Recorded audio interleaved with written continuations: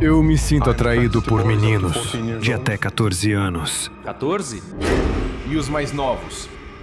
4 anos de idade.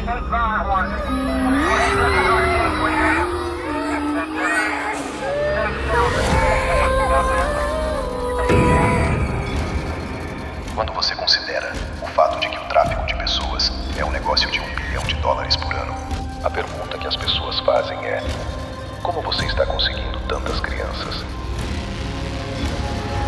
Você está pronto para a festa? Claro.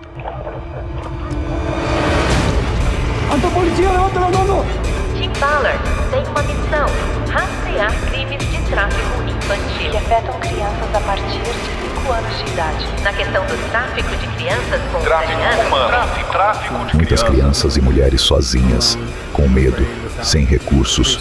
Então, Eu disse, Tim, você tem que ir para a Ucrânia.